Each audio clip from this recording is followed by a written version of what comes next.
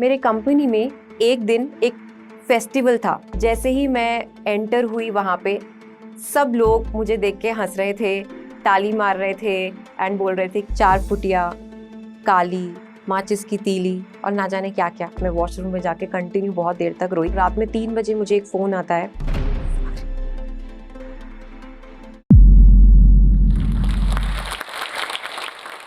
ये कहानी है एक 19 साल की लड़की की, जिसकी शुरुआत हुई भोपाल के एक छोटे से गांव बंजारी से। उस लड़की ने एक नए शहर में आके किस तरह से डिस्क्रिमिनेशन को ओवरकम किया, अपने लाइफ के सब चैलेंजेस में वो स्ट्रांग खड़ी रही और आज आपके सामने एक एंटरप्रेन्योर के रूप में खड़ी है। नमस्ते, मेरा नाम पूर्वा श्रीवास्तव है। I am a founder and CEO of an edtech company I learnings. हमारी कंपनी काम करती है लोगों को स्किल सिखाने में। जो लोग अपनी डिग्री के ऊपर लाखों खर्च करते हैं पर उसके बाद भी उनको जॉब नहीं लग पाती है, उन लोगों को हमारी कंपनी हेल्प करती है। तो शुरू से शुरू करते हैं। अगर मैं 15 साल पहले की बात करूं, भोपाल के एक छोटे से गांव में हम एक कमरे में रहा करते थे। उसी कमरे में किचन भी होता था और वहीं हम सोते भी थे। काफी डिफिकल्टीज के बाद मेरे पेरेंट्स ने मुझे पढ़ाया लिखाया और 12th के बाद एक ऐसा मोमेंट आया कि हमारे पास उतने पैसे नहीं थे कि अब आगे मैं अपनी पढ़ाई कंटिन्यू कर पाती। तब मैंने अपनी लाइफ में एक ऐसा डिसीजन लिया जिससे मेरी पूरी फैमिली की लाइफ बदल गई। मैंने लोगों को ट्यूशन पढ़ाना शुरू किया क्योंकि मुझे उस टाइम पे वो ट्यूशन पढ़ाने का सबसे आसानी से काम मिल गया था। मुझे अभी याद है, मैंने लोगों को जब ट्यूशन पढ़ाना शुरू किया, मुझे 400 रुपये मेरी पहली तनख्वाह मिली थी जो मैंने अपने पापा को जाके दी थी। और ऐसे करके मैंने टीचिंग का जॉब किया, कॉल सेंटर में जॉब किया। उस पूरे 1 साल जब मेरा गैप रहा था, मैंने अपनी पढ़ाई के लिए पैसे इकट्ठे किए और फाइनली मैंने गवर्नमेंट कॉलेज में एडमिशन लिया अपने BSc करने के लिए। ऑफ कोर्स मेरा भी सपना था कि मैं अपने फ्रेंड्स के जैसे एक अच्छे इंजीनियरिंग कॉलेज में एडमिशन लूँ। मेरा AIEEE रैंक क्लियर हो गया था, मुझे एक अच्छा टॉप कॉलेज मिल रहा था भोपाल का। But of course I couldn't afford the fees. But सपने रुकते नहीं हैं। मैंने हार नहीं मानी और मैंने अपनी लाइफ कंटिन्यू करी और मेरा फोकस सेम था कि मुझे किसी भी तरह से अपनी फैमिली को इस सिचुएशन से बाहर निकालना है। मैंने उन 3 सालों में मेरे ग्रेजुएशन के दौरान कई तरह के जॉब्स किए। मैंने डोमेस्टिक कॉल सेंटर में जॉब किया, जो हिंदी कॉल सेंटर होता है।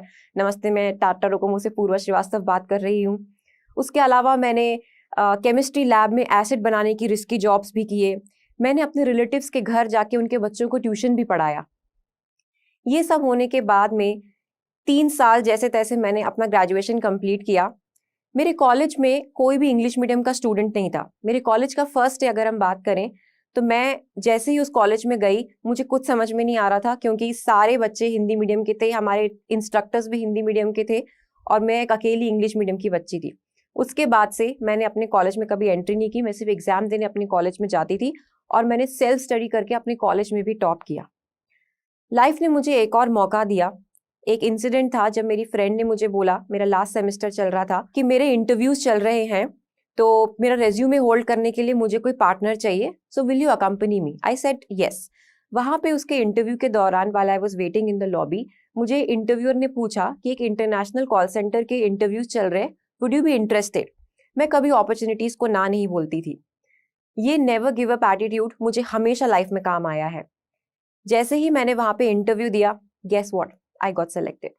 मैं अपने कॉलेज की, अपने सोसाइटी की, भोपाल की पहली लड़की थी जिसको पुणे में विप्रो में जॉब लगी थी, MNC में। वो एक इंटरनेशनल कॉल सेंटर था, बट उस टाइम पे उस कॉल सेंटर में जॉब क्रैक करना भी बिकॉज ऑफ कम्युनिकेशन स्किल्स किसी के लिए आसान नहीं था। But I did that.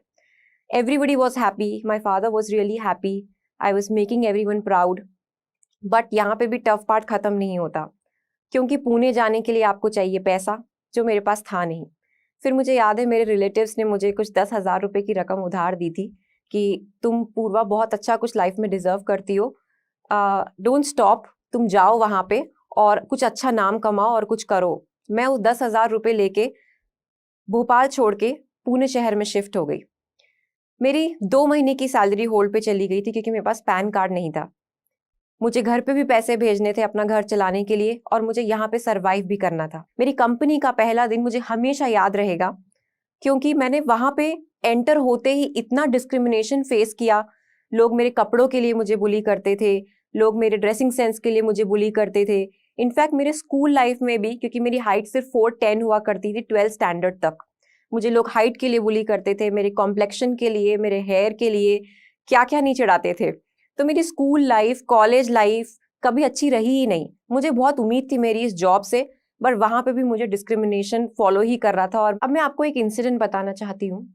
मेरे कंपनी में एक दिन एक फेस्टिवल था, जिस दिन सब लोगों को ट्रेडिशनल अटायर में आने के लिए बोला था। मैंने अपनी मम्मी के साड़ी का सूट सिलवा के बेस्ट अटायर पहना था, बट गेस व्हाट, मैंने अपना ही मजाक बनाया, क्योंकि पुणे में ये सब नहीं चलता था। जैसे ही मैं एंटर हुई वहां पे, सब लोग मुझे देख के हंस रहे थे, ताली मार रहे थे एंड बोल रहे थे कि ये कहाँ से आई है। किसी भी तरह के लोगों को जॉब मिल जाती है आजकल, तो कहीं से भी लोग मुंह उठा के चले जाते हैं। किस किस को विप्रो जॉब देता है, विप्रो का कोई स्टैंडर्ड नहीं है क्या? लोग इस तरह से मुझे बोलते थे। Of course I was sensitive, I literally cried a lot. मैं वॉशरूम में जाके कंटिन्यू बहुत देर तक रोई, और मैंने उस फेस्टिवल में पार्टिसिपेट भी नहीं किया। सारा फ्लोर खाली था, मैं अकेली बैठ के रात में 12 बजे तक अपना काम खत्म कर रही थी, and I didn't even participated in that. पर ये सब चीजें मेरे को बॉदर नहीं करती थी, क्योंकि अगेन मेरा फोकस सेम था कि मुझे अपने फैमिली के लिए कुछ करना था। इसके बाद मैंने जैसे तैसे अपने 1 साल निकाला, क्योंकि मेरी नाइट शिफ्ट हुआ करती थी। मुझे रात में 3 बजे, 2 बजे इस तरह के ग्रेवयार्ड शिफ्ट्स में ऑफिस बुलाया जाता था, जिसकी वजह से मुझे माइग्रेन की प्रॉब्लम भी हो गई। फिर मैंने वो कंपनी छोड़ने का डिसाइड किया। मैंने कोई नोटिस पीरियड सर्व नहीं किया, क्योंकि आई वॉज अ फ्रेशर।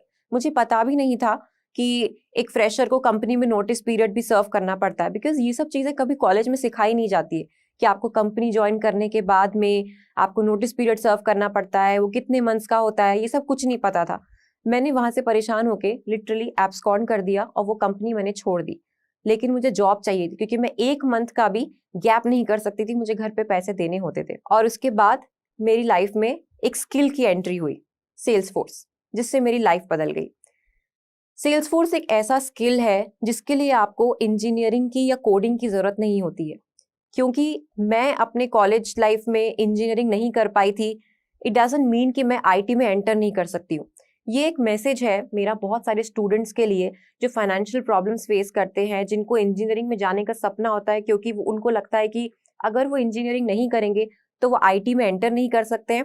तो यहाँ पे इस मिथ को मैं तोड़ना चाहती हूँ कि अगर आपको आईटी में अपने ड्रीम पैकेज पे जॉब करनी है तो आप फिर भी कर सकते हैं विदाउट एनी कोडिंग या spending lakhs in your engineering degree. इसके बाद मैंने कॉग्निजेंट ज्वाइन किया as a Salesforce admin and developer. वहां पे मैंने 4 साल उस स्किल पे काम किया। मुझसे बहुत सारे लोग ये क्वेश्चन करते हैं कि ये जॉब कब छोड़नी चाहिए, कब स्विच करना चाहिए। मेरा आंसर सबके लिए सेम रहता है। अगर आपको कहीं पे कुछ सीखने मिल रहा है तो आप जब तक सीखो, जब तक आपको वहां पे लर्निंग मिल रही है। जिस दिन आपको वहां से लर्निंग मिलना बंद हो जाता है, that's the right time for you to switch your company. तो मैंने 4 साल वहां पे जम के अपने आप पर मेहनत करी, अपना कम्युनिकेशन स्किल इंप्रूव किया, अपना टेक्निकल स्किल इंप्रूव किया। 4 साल वहां पे काम करने के बाद में मैंने एक कंसल्टेंट की जॉब करी, उसके बाद मैंने एनालिस्ट की जॉब करी। फिर मेरी लास्ट कंपनी थी एक्सेंचर, जहां पे मैंने एक टीम लीड की पोजीशन पे जॉब करी। मुझे याद है मैं अपने जॉब कर रही थी उस टाइम पे, और रात में 3 बजे मुझे एक फोन आता है मेरी मम्मी का कि पापा को हॉस्पिटल में एडमिट किया गया है। मुझे उस टाइम भी लगा नहीं था कि ऐसा कुछ हो सकता है कि I will lose him completely. मैंने वो फोन उठाया और इमीडिएटली नेक्स्ट फ्लाइट जो थी मैंने वो बुक करी। मैं जैसे ही वहां पे पहुंची, I saw him in ICU, and वहां पे भी पैसे की बहुत कमी थी, क्योंकि हॉस्पिटल्स ने सीधा 5 लाख का बिल दे दिया था उनके सर्जरी के लिए, बट वो नहीं था मैनेजेबल मेरे लिए। तो हमने हमारे पापा को दूसरे हॉस्पिटल में शिफ्ट किया, जहाँ पे मैं उनका इलाज करा सकती थी अपने ऑफिस के इंश्योरेंस के थ्रू। जैसे ही हमने उनको वहां पे शिफ्ट किया, डॉक्टर्स ने बोला कि he won't be able to walk for life, क्योंकि उनके 2 वेन्स हार्ट के कंप्लीटली ब्लॉक हो चुके हैं।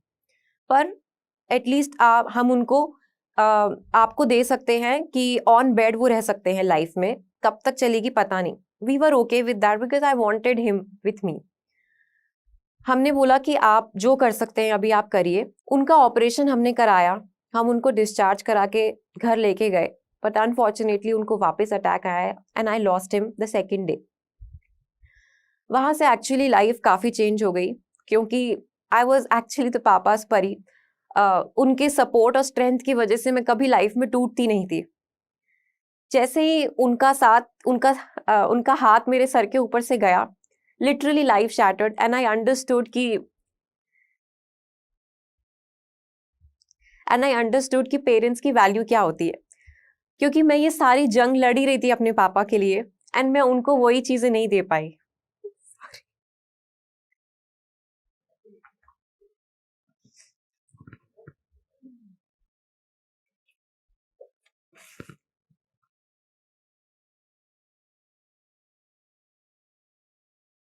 तो पापा के जाने के बाद लाइफ हिल गई थी।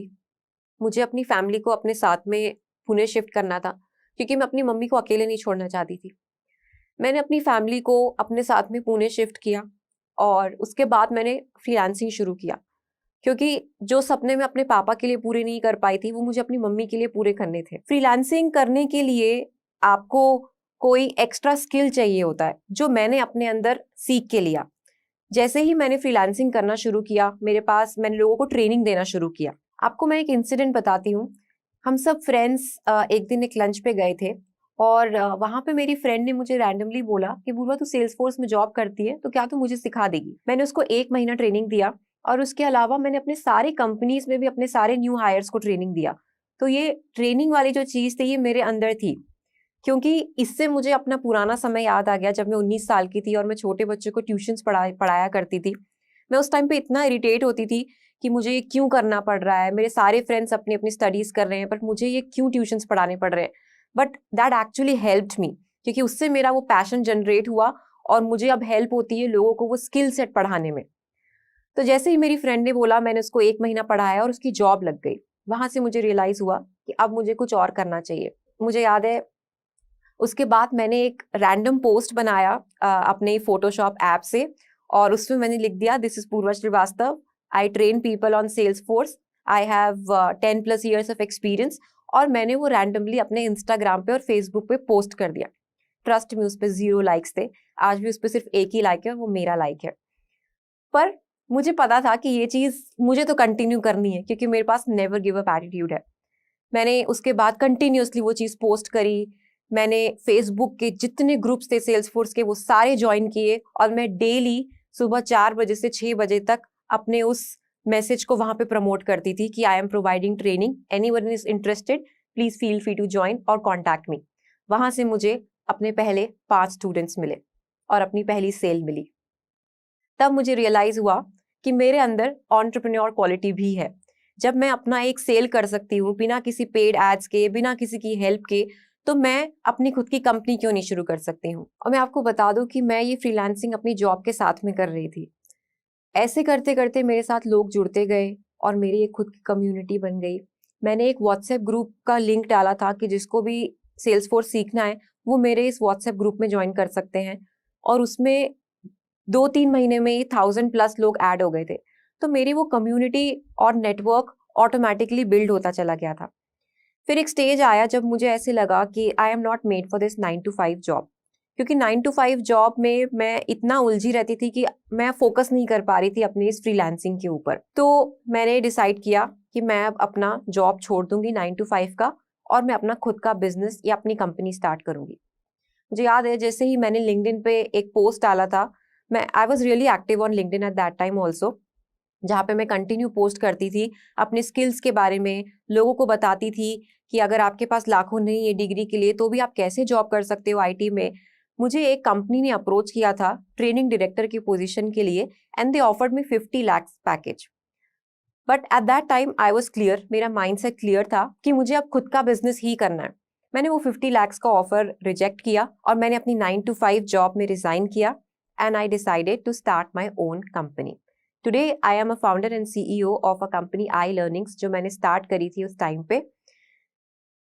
ना बिजनेस स्टार्ट करने के टाइम सबसे पहला चैलेंज ये था कि मुझे सबको कन्विंस करना था कि मैं अपनी एक हाई पेइंग जॉब छोड़ के 10 years के एक्सपीरियंस के बाद में बिजनेस में स्विच कर रही हूँ, so whether it's a right decision और नॉट।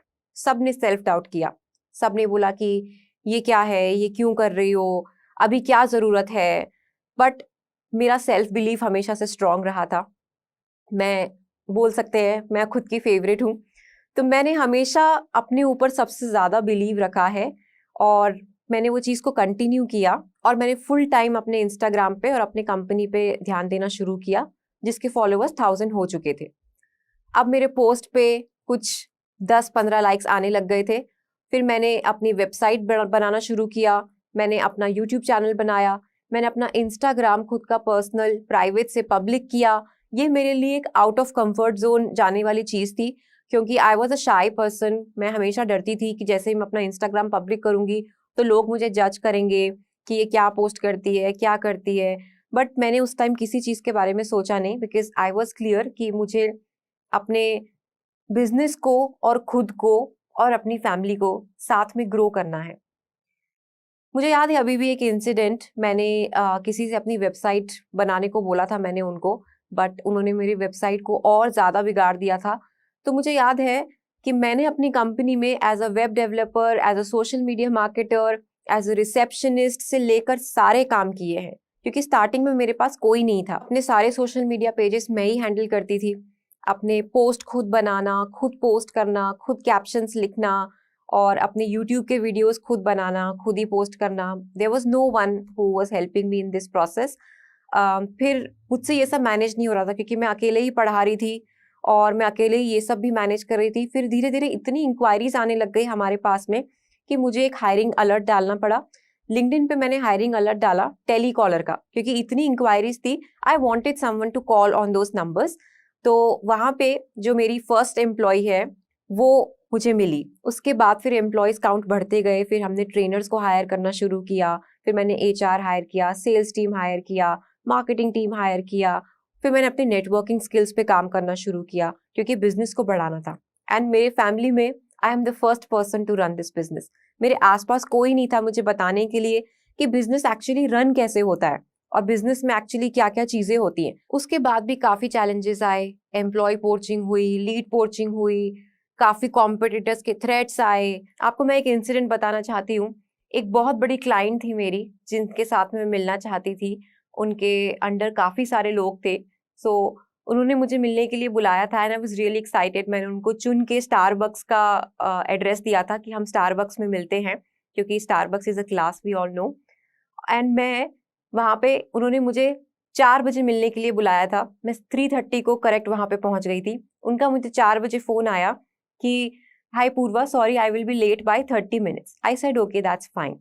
मैं उस मॉल में 1 घंटे तक घूमती रही, 6 बजे तक, 7 बजे तक, एंड वो क्लाइंट आए ही नहीं मेरे पास में। तो कुछ ऐसे इंसिडेंट्स भी होते हैं जहाँ पे आपको मेहनत करने के बाद भी चीजें नहीं मिलती है।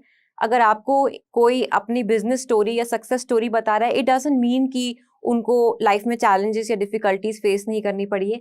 आपको जो दिखता है वो सिर्फ 10% होता है, बाकी 90% इंसान की लाइफ में चैलेंजेस और स्ट्रगल ही होता है। कितनी बार इस तरह के इश्यूज फेस किए कि ट्रेनर्स और कैंडिडेट्स के बीच में इश्यूज हो रहे हैं। कभी ट्रेनर ने कैंडिडेट को कुछ बोल दिया, कभी कैंडिडेट्स को ट्रेनर्स की क्लासेस पसंद नहीं आ रही है। पर मैंने हमेशा अपने स्टूडेंट्स और कैंडिडेट्स को प्रायोरिटी पे रखा है। उनको जो चाहिए उनको वो फ्लेक्सिबिलिटी दी है। उनको अगर एक इंस्ट्रक्टर का पैटर्न पसंद नहीं आ रहा तो मैंने उनको इमीडिएटली दूसरा दिया है। अगर उनको एक कोर्स पसंद नहीं आ रहा, कभी कभी लोग कोडिंग का कोर्स ज्वाइन कर लेते हैं पर बाद में बोलते हैं कि हमें कोडिंग समझ में नहीं आ रही, पर मैं हमेशा अपने स्टूडेंट्स को ये फ्लेक्सिबिलिटी देती हूँ। कभी भी आपको अगर ये समझ में नहीं आ रहा तो आप ये ज्वाइन कर लो, जो कोई नहीं करता है।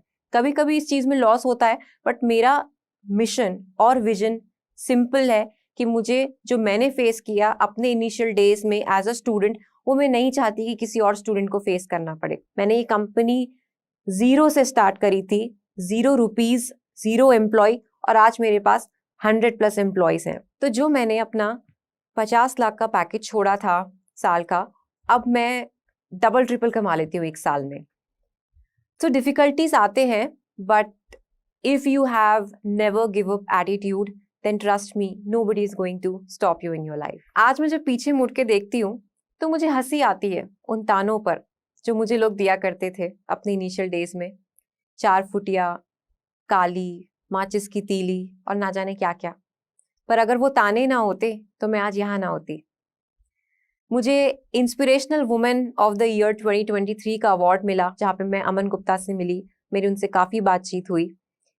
मुझे 2 बार New York times square pay feature किया गया फॉर माय सर्विसेज जो हम देते हैं, और काफ़ी सारे आर्टिकल्स में, काफ़ी सारे डिजिटल आर्टिकल्स जहाँ पे मेरा नाम टॉप 5 फीमेल एंटरप्रेन्योर्स में आता है। तो मैं बस यही कहना चाहती हूँ कि अगर आप में हौसला और लगन है तो आप अपनी लाइफ में कुछ भी अचीव कर सकते हैं। आपको किसी के कोई ताने, किसी का कोई डीमोटिवेशन, कोई फर्क नहीं पड़ेगा, एंड आप अचीव कर पाएंगे जो आप चाहते हैं। तो अगर आप एंटरप्रेन्योर बनना चाहते हैं तो यही सही वक्त है। किसी बिजनेस को शुरू करने के लिए पैसों की जरूरत नहीं होती है, हौसले की जरूरत होती है।